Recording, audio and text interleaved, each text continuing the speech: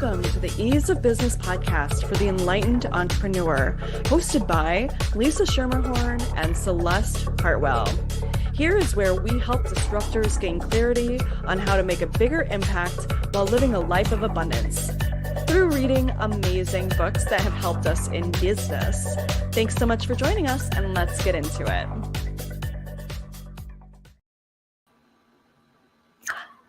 Welcome, welcome, welcome. So this is a really special edition of the Ease of Business podcast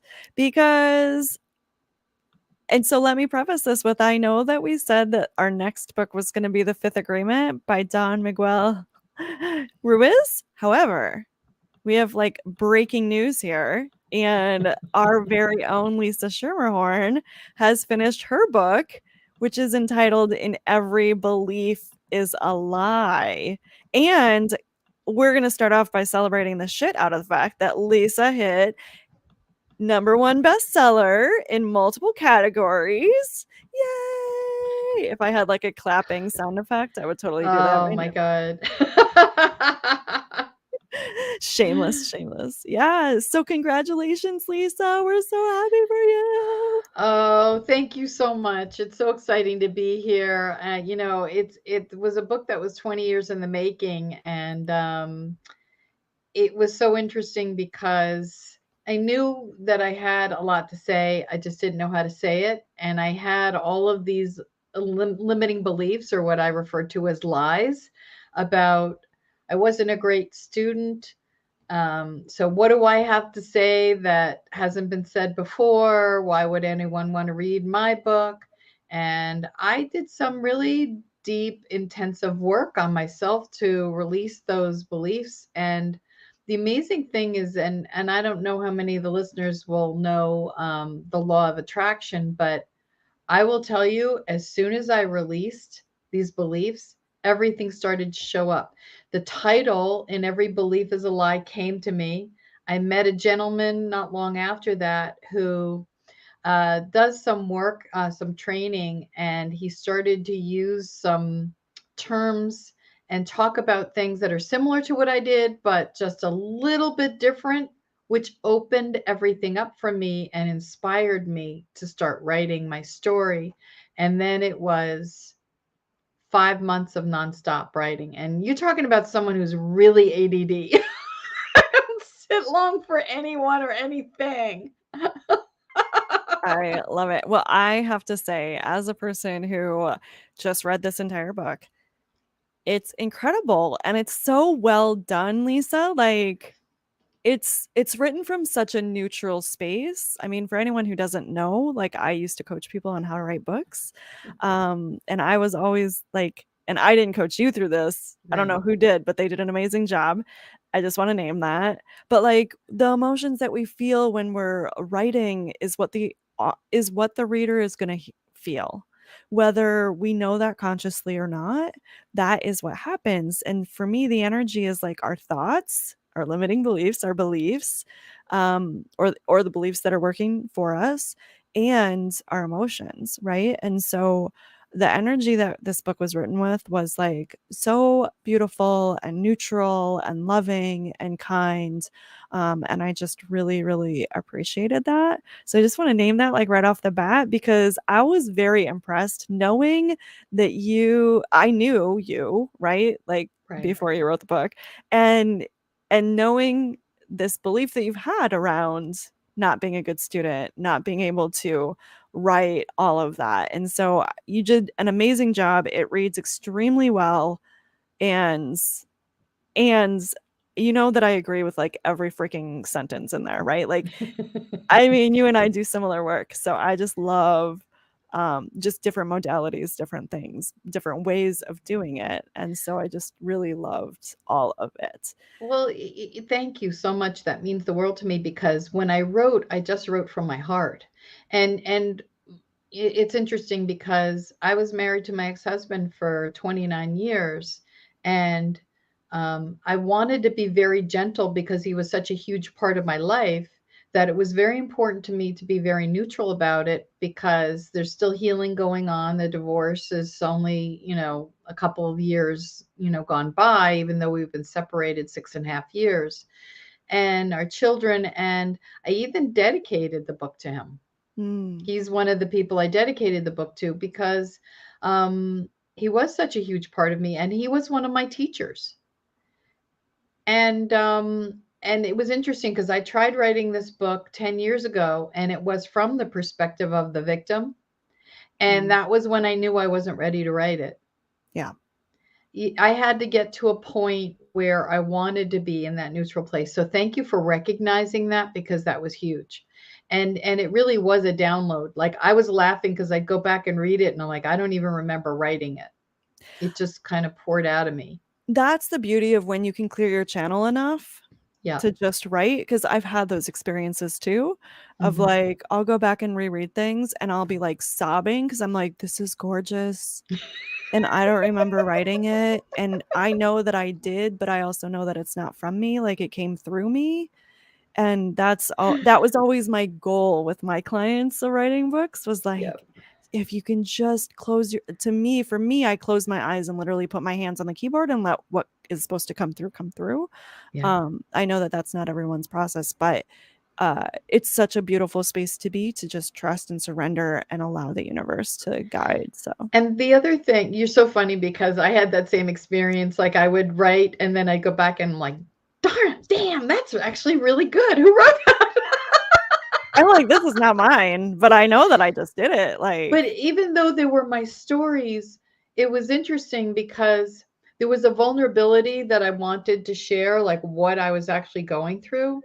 And it's interesting because I didn't write while I was going through the process from a place of fear, worrying about what other people would think. That happened when I finished it. well, thank When God I it came went to hit over at the end. send and I was like, for it to go to once the editing. So I wrote it, it just went to an editor twice to check my grammar, which there was so much red in there I couldn't believe it. But she was really good about tightening the sentences and helping me there. But other than that, it was a stream of consciousness. Yeah. And after it started getting formatted, I was like, oh my God, what if people don't like this story? Or what if people don't like that story? Or what if and I had to really let go of that. I had to really let go of that. Well, you had to do your own work, Yeah. right?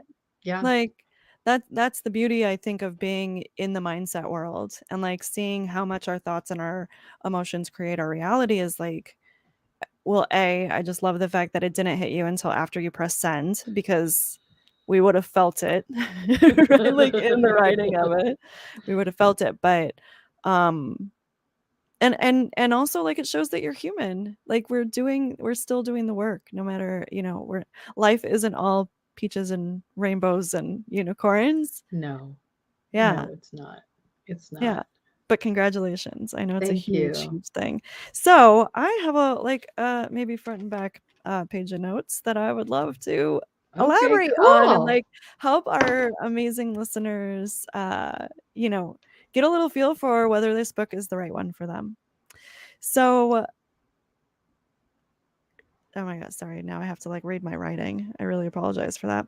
Um so the sooner you read this book, okay, you had said this. This is like a direct quote. The sooner you read this book, the sooner you are on your way to leaving the lies behind, discovering your truth, and living the life you have always dreamed of. I just loved that. I felt like that was like a mic drop moment. I was like, yes, girl, yes. Um, and I'm all into it. So, I mean, I read this book very quickly because I wanted to be able to intelligently have a conversation with you about it, knowing that I was going to agree with everything, but also wanting to like really pull out some tidbits and saying that this is a book that I don't think it takes a long time to read. I don't want to say that. No. I loved that. I loved that it was quick. It was like what a lot of people will call like an airplane read. You can get it done in a couple of hours pretty easily. But I also want to invite our listeners to remember that, um, oop, hi puppy. Um, Yeah, she's happy, it's fine. So sorry about that. But I wanted to also note that this is a really good book to have a journal. Make sure you have a journal and to really go through it because the exercises in this book, girl, I was bookmarking that shit. Like I was keeping that for later. And I really loved that. And also like I felt like the exercises were not scary. Like a lot of times when I go through self-help type material and I look at them and I look at the exercises or the journaling exercises, maybe this is just who I am today versus who I was in the past. But sometimes I'm like, oh my God, the journaling, it's going to take me 3 hours and I'm going to be a sobbing mess. I didn't feel that way with your particular exercises, Lisa, which I really loved. I felt like they were really digestible and easy to do, and I don't have to do them all on the same get go. I can just mark where they are and I can like maybe do one day and maybe do one a couple days later, but I'm also a person who has realized I need to put things on the calendar. To like make sure that I go back to it, but also it doesn't need to take more than 15 or 30 minutes each exercise, sometimes even 5, right? Like it doesn't need to take long. Um, if you Yeah, do. I intentionally wanted to keep it simple. And what's Yeah. interesting is, as a why coach, my why is challenge and then better way and make sense. So, what I did was I tried to make sense of very complicated spiritual information and break it down into layman's terms and simplify it so that people could really understand it. And I have a friend who's a psychologist. She's Harvard trained, and she's like, "You took all this stuff that I studied and really simplified it." And I was like, "That's what I wanted," Yeah. because I went through my own struggles and I was going from therapist to therapist to therapist, and no one was able to help me. No one understood what I was going through. And it wasn't until I went on this journey and started to seek alternative, tools and things that could really get to the root cause of my issues. I didn't want to just talk about things and get coping skills. I wanted to get to the root cause and remove them. And I didn't know that that was something that was available. And, as you know, this information is out there for everyone. I mean, and it's It's in not so new many places. information, it's in Yeah. so many places. I just wanted people to see my journey and my fears and what I went through and the tools that I use so that they could understand how they could use it for themselves. Well, and you're also, I mean, this is the other thing that I think hangs up a lot of people about writing a book. Not that we're talking about what hangups there are about writing a book, but a A lot of times lot. it is about, and you mentioned this. I loved that you mentioned this in the book. It was like, but I'm not saying anything new or different. But what I always encouraged people was like, you are saying it in your way, and your people are going to resonate with the way that you're saying it, the stories that you're telling, and who you are when Right, you're writing the book. Right. And so right. I just love that because um, I'm losing where I was going with that train of thought. But I'm proud of you. Like, I'm really happy that you were able to get it out, knowing that, yeah, I mean, but I think the other thing is that you did distill down a lot of practices and knowledge into one place instead of having to read 30 different books to get there, because we all know you probably read 120 and lived your life to get to this book, right? Exactly. Exactly. Yeah, which is really beautiful. So thank you for sharing it with us. Um, okay, so I loved this. I loved this book so much. There were a couple different girl, I just wrote down quotes. That's what I did. We are ignorant of being ignorant. Isn't that I cool?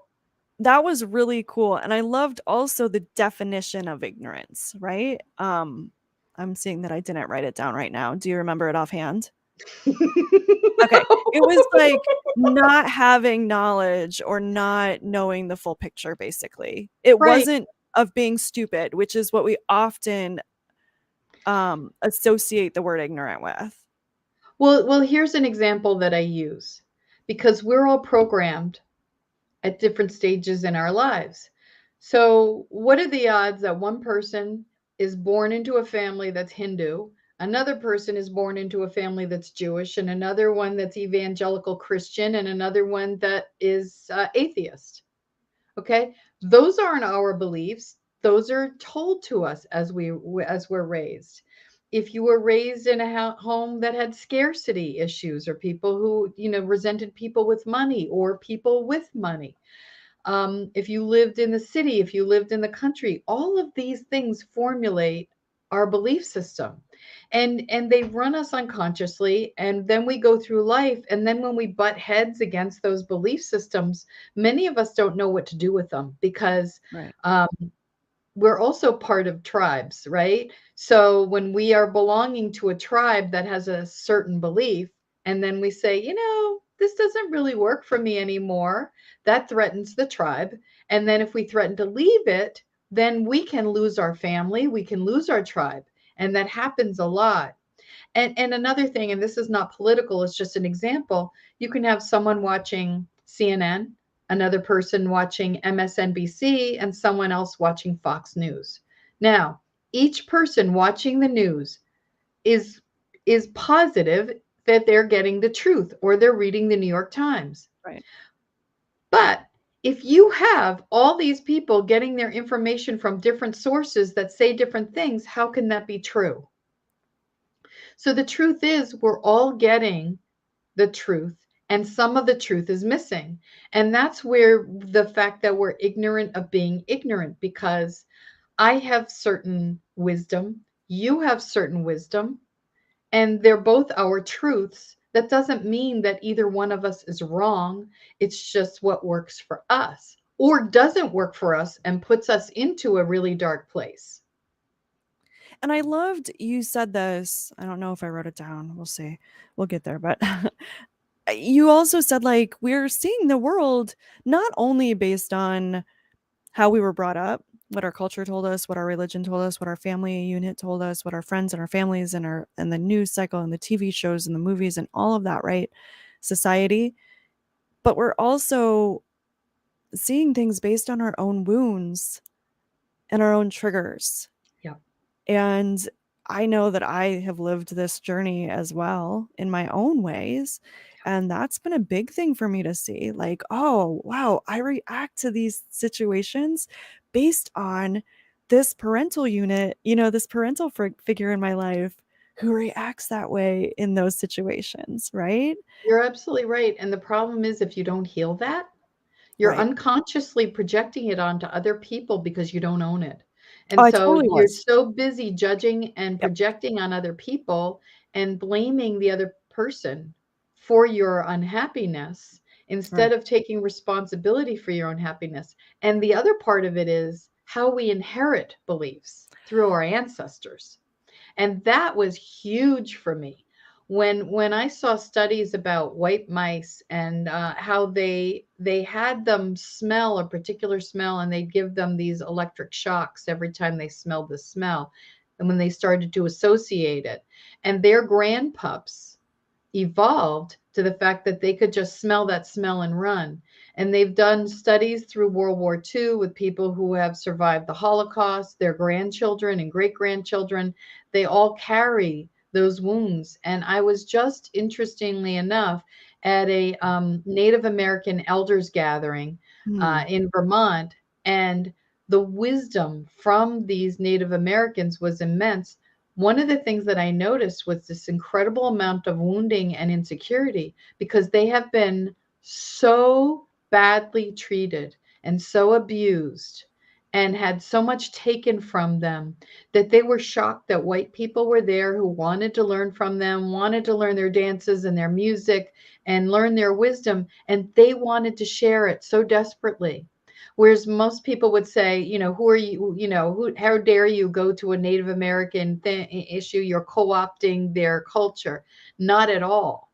They want to share. They want people to have their wisdom. They want it to go out, because a lot of their children aren't carrying on the Hmm. culture, and they want this wisdom out there. And I was so touched by that, and I even said to them, I see this trauma, this ancestral trauma that has come down through the generations. And they said, absolutely, they all suffer from it.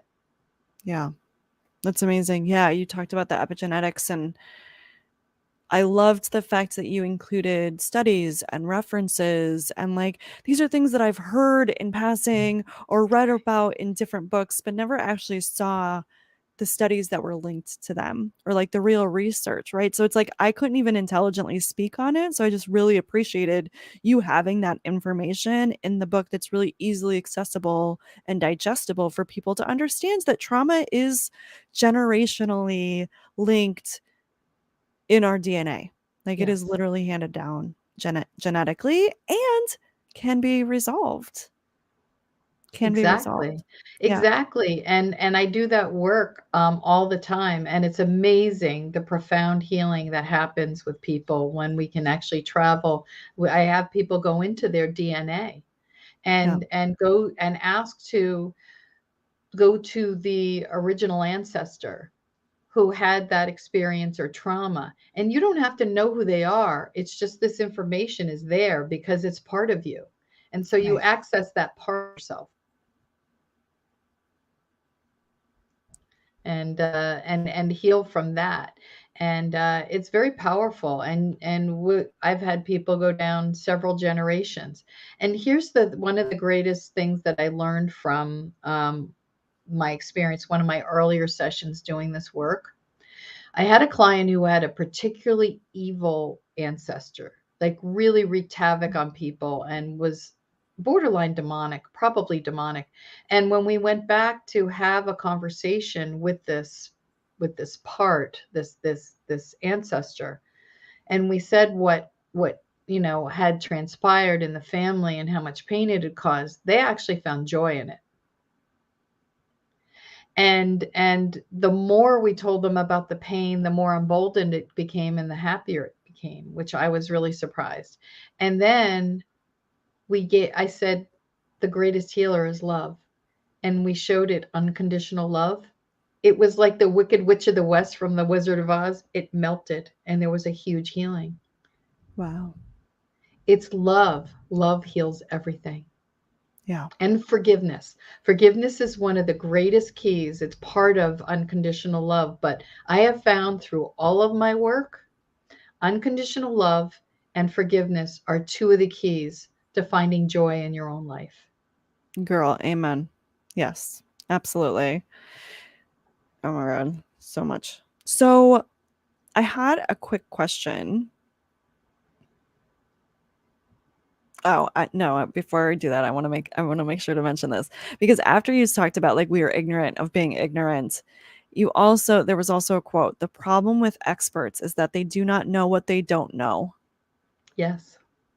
which I absolutely loved because that just goes back to reinforce, like, we only know this sliver of the entire picture, right? And so there is, like, our truth, my truth, your truth, and then there's, like, the universal truth of that love is really the only thing that actually exists, and everything else is just stories made up by our DNA and our minds to keep us alive, right? So true.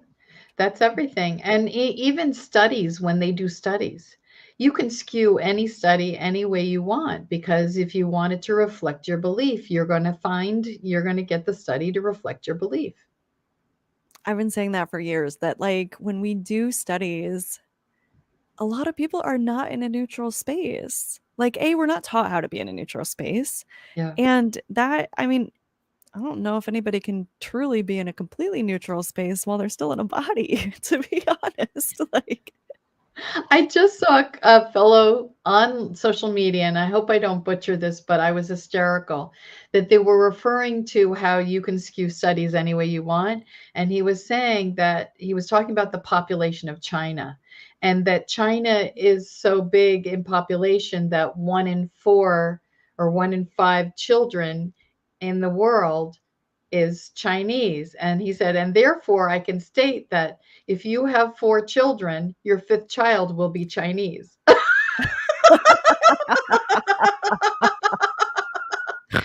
thought that was hysterical. that's hysterical. That is hysterical. Oh my god. And could be true, right? Like, yeah, that's so funny. Oh my god. That's amazing. Um, I love that you talk about the reticular activating system. And so do you wanna explain that a little bit for our listeners to kinda go into what that is? Sure. The reticular activating system is the part of our body, neurology, really, that is the part that when we saw a saber-toothed tiger, all the blood would run from our brain and go to our extremities, and we would have this superpower strength. That's how these mothers could lift a car by themselves to get a child out from under it. But at the same time, when that's running all the time, it will wreak havoc in your system, but it also is a filter on how you see the world. It filters the information because we get bombarded with millions of bits of information and we can only take in a very, very small part of it. So it acts as a filter. So if you unconsciously have a belief and that you don't even realize, let's say you inherited a belief that something happened to your grandmother where she was betrayed by someone and you inherited that belief.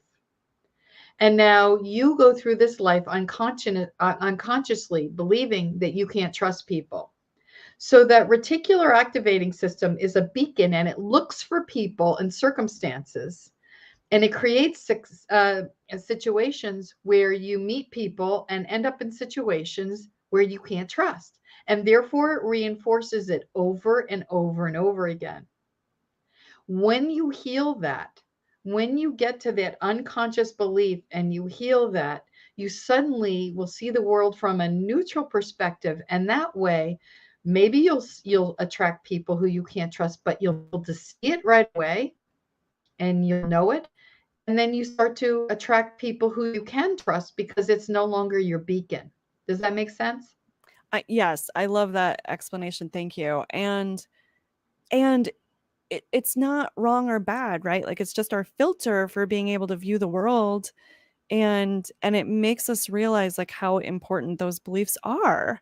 Like, what is your belief around money? I loved that you talked about money so much because that is what I really focus on in my business, but and also, Absolutely. like, health and, yeah, if you have a chronic illness, you, like, danced around shadow work ever so briefly, but, like, part of it was, like, so you may have a belief that's not working for you, but it is working for you in some way, right? And like, how is that working for you? Being and I, being aware that like if something quote unquote isn't working in your life, there is a reason, there's an unconscious reason of why you're keeping it around. And so not judging it, not making it wrong or bad or uh evil in whatever way, but just being curious with it. So I loved that. Right. I had an unconscious belief that would always have to be taken care of and that I could never be alone. I was terrified of being alone, and that held me in a relationship that I stayed too long. But I always say everything's in divine order because people would I would ask, how do you know when it's time to go? And, it was finally time to go. I allowed those beliefs that I could never be alone and that I could never take care of myself financially. I allowed those to run everything. When I faced that and healed that, it was no longer part of the reticular, activating system. So it wasn't running me anymore. I could see further beyond that. But I held on to it for a huge part of my life. I want to say over 50 years. It was a huge part of my belief system from the time I was a little girl. Well, and I would almost say like that's probably one of those genetic things as well, right? Yes. Because before modern day, which has really only been like the last 150 years, you would die if you were alone. Yeah. You couldn't survive on your own. You didn't have a store to just go and get groceries from. You had to actually know how to hunt or fish, or you needed somebody in your community who was doing that to share with everyone, right? So there is a lot of this that I don't think it wasn't wrong when it was originally instilled. And it's not bad. It's just that now we are so much more interconnected to be able to find our communities of people that we don't need to be as afraid of Right. losing certain, people in our lives. Like new people will show up. The universe will provide for us at all moments. And my life proved that to me over and Yeah. over again. The biggest takeaway in all my experiences was trust, was to trust that everything was in divine order. And you can see in all the stories that I put in there is that I literally would always put myself in really uncomfortable positions. I would always put myself in these places where I was always pushing myself, pushing the edges. And until I was like, I realized that it was always the fear of the fear that got me, not the actual doing of it. And once I was able to realize that and let go of the fear, and just, it's like, all right, I'm just going to step off this ledge. And yeah, I'm going to bounce a few times, but I know that I will get an amazing lesson from it. I'll meet some incredible people from it, or I'm going to have this amazing epiphany that's going to change my life. There's always something, there's always a gift in it. I love that wisdom. I love it. I love it. Okay, so do you have a favorite exercise in the book? Like if somebody were to open up this book and they don't have a lot of time, they don't have the moment right now to actually like go through everything, what would be the first one? What's the most important one that you feel like they should go through? Yeah, it's something that I use all the time. And by the way, there's a QR code that takes you to, I'm still working on all the videos, but there's three up there now. One of them is with Kevin, my business partner. He has this thing called EMRT. It's an eye movement that gets you right out of trauma immediately, and anxiety. But there's one that I use, the emotional release method. And it's the should I let it go? Yes. Could I let it go? Yes. When now? And so anytime that you're feeling discomfort or coming up on a belief or something that's bothering you, you want to close your eyes and you want to go into your physical body and say, where do I feel this? And most people say it's in my chest, excuse me, or my stomach. I feel it in my solar plexus, or it's a thought. Give it a number from 0 to 10, 10 being the highest. And then the idea is actually to bring that thought to neutral. The idea is because when we make decisions that are emotionally based, they're not always good decisions. When we can neutralize ourselves and look at it from a different perspective, because we want to be able to reframe it and see it from all sides before we make a decision. And that's what I love about this emotional release method, is that you're letting it go and you're getting it out of your cellular body. And I've had people who've actually released physical pain from that as well, that they're holding on to beliefs that are related to the body mind connection. It's a very powerful technique, and it changed my life. And I still do it all day long. I still use it when I feel the jitters, when I was waiting, going on Amazon every hour, checking the status of my book, letting go, letting go. Should I let it go? Yes. Could I let it go? Yes. When now? Simple words, amazing. And I can't go without saying the Ho'oponopono, the forgiveness work. Both of those combined, if you only get those two things out of the book, they'll change your life. And if you get a chance to read about, I did as much as I could to talk about the story of Dr. Hugh Lin and how where the Ho'oponopono came from. But if you want to do deeper dive, I highly recommend it. I love that. You know, I'm a big fan of Ho'oponopono, and we're going to be talking about that on a future episode. Stay Mhm. tuned. Yeah, that's pretty amazing. I also loved, Lisa, how you integrated not only the belief work, but also like the why work and values work. Mhm. I thought that was a really beautiful integration. And I also really appreciated it as a person who knows the depth and the breadth of your work, right? I love that. I thought it went so seamlessly. You said something that I marked down here that I wanted to a couple things, but we need a purpose in order to be happy. And so often I know that when I was younger, you know, you feel really unfulfilled and like you don't have a purpose and you don't know what that is. And it can take a little bit, but I know that the work that you do is really powerful in helping people figure that out, like what their why is, and then what their how is, and what their what is, which is really, really amazing work. And then the values work is so profound as well, because when we know our values, then we know what lines up with, you know, with us and the projects that we want to do and the people that we want to say yes to and the things that we And want to. that's it, the people we wanna say yes to, as well as the Yeah. companies we wanna work for and the people we wanna do business with, because when I was young, I had no sense of self. I didn't know what my values were, and one of the things that I tried to really, make sure that my kids knew at a deep level is when you relationship with people, it's important to relationship with people who share the same values as you, because I didn't know what my values were and I was very young getting married and I didn't have a sense of self, I just took on my ex-husband's values. Mm. And it was very codependent. And then I started to realize that this doesn't feel so comfortable. It's like a coat you're taking off. I'm like, I don't like this one so much either. And as the layers were coming off, I realized that we were starting to, really separate in where what our beliefs and our values were. And then on top of that, in discovering my why, helped me own who I am. Because when you're a challenge personality, when you're a challenge why, you think outside the box. You always want to do things differently. Those are hard kids to raise. And they're hard to grow up because you're always on the outside. You don't fit in. You think differently, your grades aren't necessarily great because you learn differently. Whatever it is, it's always outside the box. And I have my business partner Kevin. He owned his, like, he loved. He's also challenged, and he's like, I own it. I love dressing differently.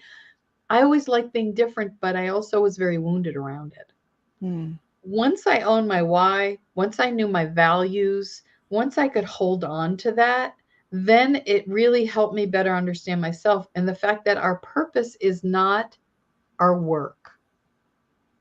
And we also want to make sure that we are not service to self, that we are service to others. And that's where the joy comes in. One of the things that I always say is the most important thing. You want to get out of depression? Start helping other people and bring joy to their life. It will be gone. Yeah. And I love you did mention too, like there is also a fine balance, right? Like we also don't want to be a martyr to everyone else. I think intention is important to Right. remember. But yeah, like the best way to get out of a funk is to realize you are a small fish in a big pond and go out and help people. I know I had a health crisis a few years back. And what actually helped me was going and seeing how much worse other people who had the same affliction Wow. was. And maybe that sounds like really bad in some way because but it actually made me so grateful. And it made me appreciate the strength of my body and how it makes me get goosebumps just talking about it because I literally just started sobbing at, like, how grateful I was that my body had been giving me so many different signs and hadn't gone that far down the path, and that I had listened to it, and that my food was my medicine, and that I knew what I was doing, and I would check in with my body at all moments of time and be like, "What should I eat, and what should I take, and what should I do?" And I spoke with a professional later about, and she was like, "How fast did you heal?" And I said, "4 months." And she was like, "That is absolutely unheard of. Wow. What did you do?" And I said, "I will tell you all day long that the key to my success was gratitude. It was complete love and gratitude and adoration for this physical body." And so that realizing that I wasn't the only one having this and like looking at what other people were doing, like that helped me so much. It's just that, getting out of our own headspace sometimes Right. and researching and not doing it from a look at how great I am. I got like I got well so quickly. Like, no, it was like genuine gratitude and intentional and healing for me. But So, that journey is an inspiration for others to help others get out of that place because right.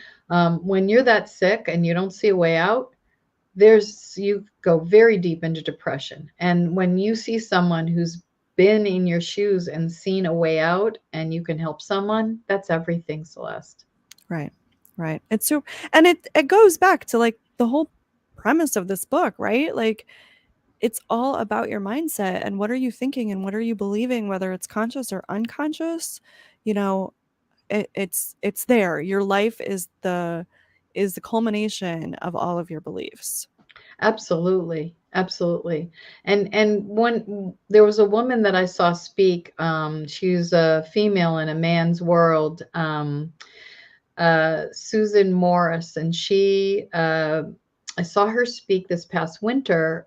She's a geologist, and she was in the oil industry, oil and gas industry, and she was convinced that there was oil right off the coast of Belize, and there were 50 companies that were drilling and drilling and drilling, and no one found anything. They all left. She was still convinced there was oil there. She went back to Ireland. She raised $1.5 million with which apparently is nothing for oil drilling. People were mortgaging their homes. They were doing everything they can to support this woman because she believed so strongly and she saw it. She had the vision. And she went back, teamed up with a fellow who was a native of Belize. And on his first drill, she struck oil. But not only that, it was so shallow. And because of the warmth of the water, it was so light it didn't have to go through being refined, so they could literally just take it from the ground. And she made sure that she supported the country of Belize to create new jobs. It wasn't about her.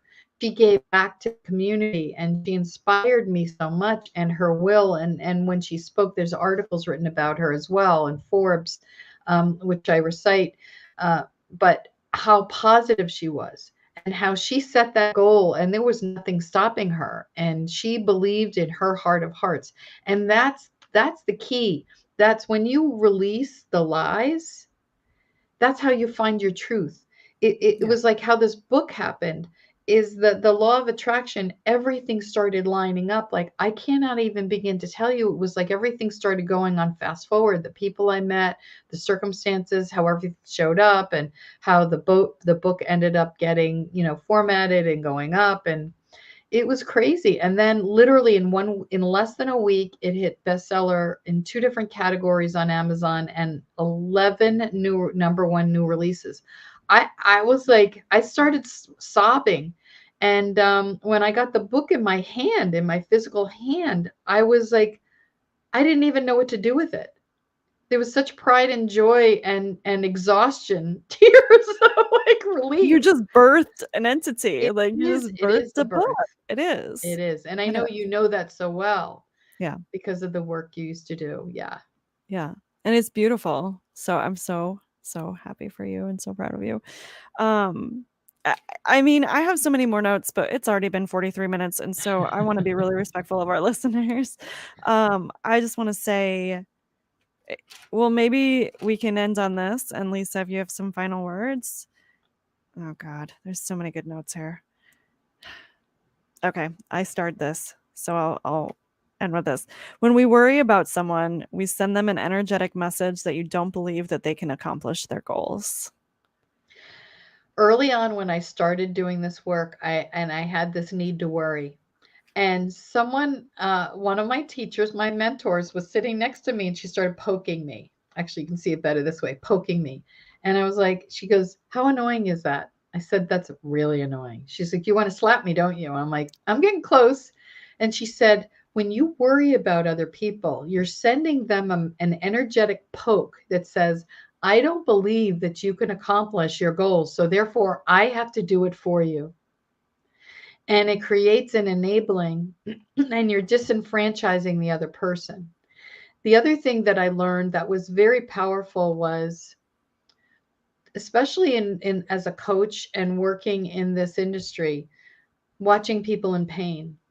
And I always felt like I needed to take people's pains away. And I realized that pain is the greatest um, impetus for change and transformation. It's the greatest teacher. It is the greatest teacher. And Yeah. so by me worrying and constantly trying to fix everything, what I was doing was preventing someone from having their transformation.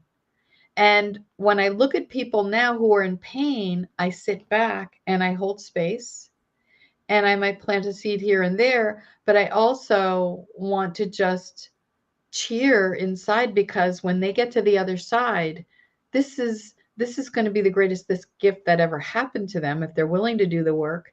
And the other part of it is, I always say, our greatest wounds are our greatest gifts, because no one knows that pain like you do. So once you get through it, that is your purpose. That is a huge part of your purpose in life. It is not your work. Your work may be related to it, but it is not your work. It is the overcoming of that wound and stepping into your sovereignty. I know who I am. I have now healed this, and I am grounded, and I'm here to do my work. I love that. I love that. Oh my God. We could talk all day. Literally. I could talk all day about this book. I'm going to be going back through it. I love it. Lisa, so tell us where people can find. Well, actually, I don't even need to do that. So I put a link to the book in the description of this episode so people can find it. It is on Amazon. The title is In Every Belief is a Lie. And Lisa, where can they find? Can I just say more about this for a second?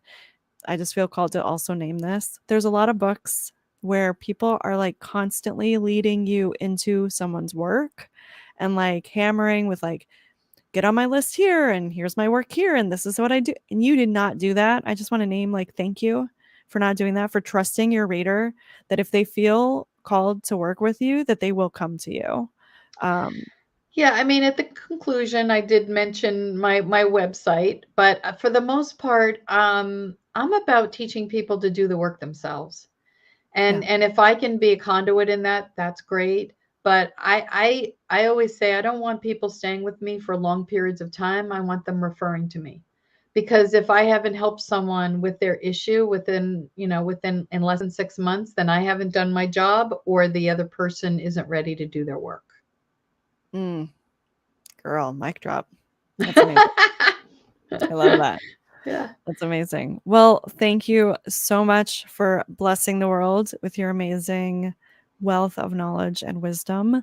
It was pretty amazing. And so to let our listeners know, next week, actually, which is the third Tuesday of the month of August, is August 16th and of 2022.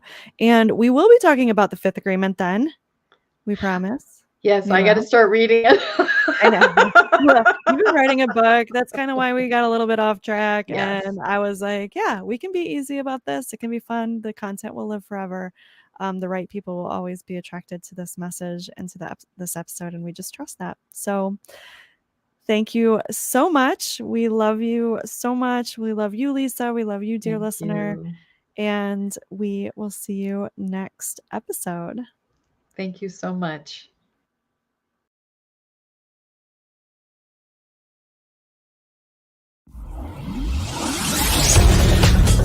This has been the Ease of Business podcast for enlightened entrepreneurs, hosted by Lisa Schermerhorn and Celeste Hartwell. Thank you so much for joining us. You can find us at theeaseofbusiness.com, on our Facebook page, and on YouTube at the Ease of Business podcast. We stream live on YouTube and Facebook every third Tuesday of the month. And we'd love it if you'd like to read the book that we're doing next and join in the conversation live at 7 p.m. Eastern. See you then.